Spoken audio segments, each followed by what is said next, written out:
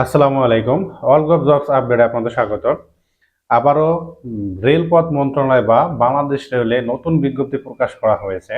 আপনার ৫টি পদে আপনার নিয়োগ বিজ্ঞপ্তি প্রকাশ করা হয়েছে। শুধুমাত্র বাংলাদেশের যারা স্থায়ী নাগরিক আছে তাদের নিকট থেকে আপনার আহ্বান করা হয়েছে। এই ৫টি পদের জন্য কারা কারা আবেদন করতে পারবেন, কোন কোন জেলার প্রার্থী আবেদন করতে পারবেন, এছাড়া হচ্ছে শিক্ষাগত যোগ্যতা কত এবং পদ সংখ্যা কত এবং কত তারিখ থেকে আবেদন শুরু হবে, অবশ্যই এই ভিডিওর মাধ্যমে জানানোর চেষ্টা করব। আর নতুন হলে আমাদের চ্যানেলটি সাবস্ক্রাইব করে রাখবেন নতুন নতুন তথ্য এবং আপডেট পেতে হলে। প্রথম যে পদটা হচ্ছে 60 মুদ্রাক্ষরিক কাম কম্পিউটার অপারেটর। এটার পদ সংখ্যা হচ্ছে 2টি এবং বয়স কিন্তু 18 থেকে 30 এবং বিভাগীয় যারা আছেন, যারা রেল মন্ত্রণালয় বা চাকরি করেন তাদের ক্ষেত্রে বয়সের ক্ষেত্রে 40 বছর শিথিলযোগ্য এবং আপনার শিক্ষাগত যোগ্যতা হচ্ছে প্রথম পদের জন্য কোনো স্বীকৃত বিশ্ববিদ্যালয় বোর্ডের স্নাতক বা সমমানের ডিগ্রি। এছাড়া হচ্ছে কম্পিউটার চালানোর দক্ষতা থাকতে হবে এবং অবশ্যই যেন প্রতি মিনিটে ইংরেজি 70 এবং 45 এগুলো কিন্তু অবশ্যই থাকতে হবে এবং Word processing, PowerPoint, Excel এইগুলো চালানোর কিন্তু দক্ষতা থাকতে হবে। এরপর যে পদটা আছে আপনার 2 নম্বর যে পদ কম্পিউটার অপারেটর, এটা হচ্ছে আপনার পদ সংখ্যা হচ্ছে 6টি এবং এটা হচ্ছে জাতীয় বেতন গ্রেড হচ্ছে আপনার 13তম, 11,000 টাকা থেকে 26,590 টাকা। এটার পদ সংখ্যা হচ্ছে 6টি। এটা হচ্ছে স্বীকৃত বিশ্ববিদ্যালয় বোর্ড হতে বিজ্ঞান বিভাগে স্নাতক বা সমমানের পরীক্ষায় যারা আছেন তাদের কিন্তু আবেদন করতে পারবেন।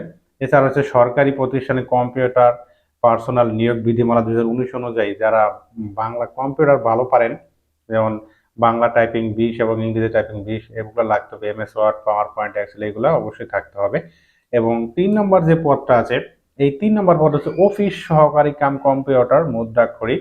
এটা পদ সংখ্যা হচ্ছে 6 জন এবং সাধারণ কোঠা যারা আছেন তাদের হচ্ছে 18 থেকে 30 বছর এবং বিভাগীয় প্রার্থী যারা আছেন তাদের ক্ষেত্রে 35 বছর শিথিলযোগ্য আছেন। যারা বিভাগীয় প্রার্থী, যারা যারা চাকরি করেন বিভাগীয় প্রার্থী, সেই তাদের ক্ষেত্রে বলা হয়েছে বিভাগীয় প্রার্থী।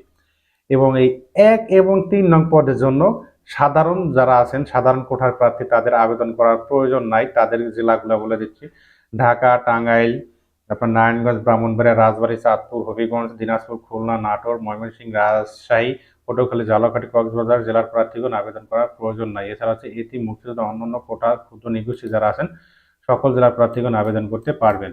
এরপর 4 নম্বর যে পদটা আছে ক্যাশ সরকার, পদ সংখ্যা হচ্ছে 1টি এবং জাতীয় বেতন গ্রেড হচ্ছে 8,800 টাকা থেকে আপনার 21,310 টাকা। এটা হচ্ছে আপনার 18তম গ্রেডের চাকরি। এটা বাণিজ্যিক বিভাগ হতে উচ্চ মাধ্যমিক বা সমমানের পরীক্ষা উত্তীর্ণ হতে হবে, কম্পিউটার চালানোর দক্ষতা থাকতে হবে।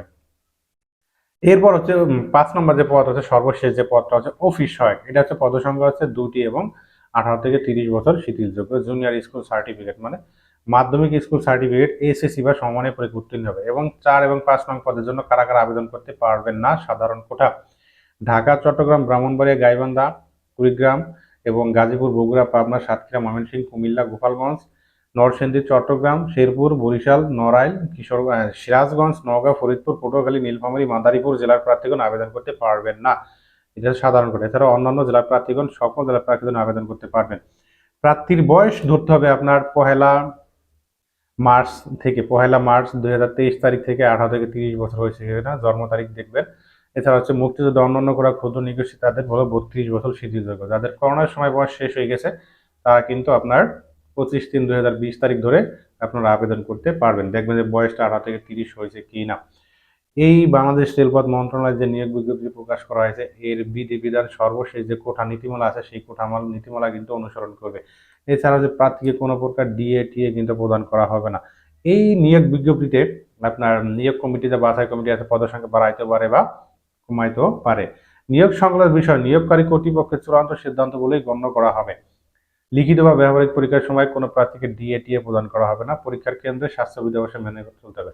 এছাড়া হচ্ছে আপনার নিয়োগ বিজ্ঞপ্তি পেলে অবশ্যই ভিডিও ডিসক্রিপশন বক্সে লিঙ্ক দিয়ে দেবো, অবশ্যই আপনারা দেখে নেবেন। এর আবেদন শুরু হচ্ছে আপনার যে 5টি পদের যে নিয়োগ বিজ্ঞপ্তি প্রকাশ করা হয়েছে, এর আবেদন শুরু হচ্ছে আপনার 20 মার্চ 2023 তারিখ সকাল 10 ঘটিকা হতে আবেদন শুরু হবে এবং আবেদন শেষ হচ্ছে আপনার 18 এপ্রিল 2023 তারিখ বিকাল 4 ঘটিকার ভিতরে আবেদন শেষ হচ্ছে। এটা অবশ্যই আপনারা আবেদন করার 72 ঘন্টার ভিতরে কিন্তু অনলাইনে আপনার টেলিটক সিমের মাধ্যমে টাকা পরিশোধ করতে হবে, অথবা 72 ঘন্টার ভিতরে পরিশোধ না করলে অবশ্যই আপনার আবেদন বাতিল বলে গণ্য করা হবে। এছাড়া হচ্ছে এই ভিডিও SMS ফরম্যাটটা আপনার ভিডিওর মাধ্যমে দেওয়ার চেষ্টা করব।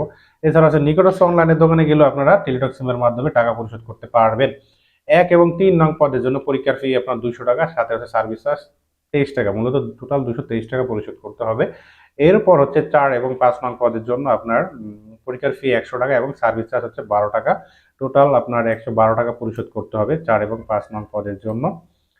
এছাড়া হচ্ছে কোনো প্রকার সমস্যা যদি আবেদন করার সময় সমস্যা, অবশ্যই আপনারা টেলিটক সিম থেকে 121 নম্বরে ফোন দিবেন। এছাড়া হচ্ছে আপনারা বাংলাদেশের রেলওয়ে যে ওয়েবসাইট আছে www.com railwayBD.com এর ওয়েবসাইটে আপনারা সকল ধরনের তথ্য পেয়ে যাবেন এবং সকল ধরনের নোটিশটা পেয়ে যাবেন। এছাড়া হচ্ছে আপনার অনলাইন আবেদন এবং টাকা জমা আপনার কাছে নিজেই করবেন যাদের আপনার নিজস্ব টেলিটক সিম আছে। এছাড়া হচ্ছে আপনারা 18 এপ্রিল পর্যন্ত যে আবেদন শেষ হবে সেই সময় পর্যন্ত অপেক্ষা না করে অবশ্যই আপনারা 20 মার্চ থেকে আবেদন শুরু হবে, অতি দ্রুত আবেদন করে ফেলুন, যে প্রথম দিকে আপনার আবেদন করলে সার্ভারটা ফ্রি থাকে, আপনার সাবমিট করার সময় দ্রুত সাবমিট নেয়। এছাড়া এই বিষয়টি অবশ্যই খেয়াল রাখবেন, আর হাতে যথেষ্ট সময় নিয়ে ধীরে সুস্থ আবেদন করবেন। এছাড়া হচ্ছে নতুন নতুন তথ্য, সরকারি চাকরির তথ্য পেতে হলে আমাদের চ্যানেলটি সাবস্ক্রাইব করে রাখুন। ধন্যবাদ সবাইকে।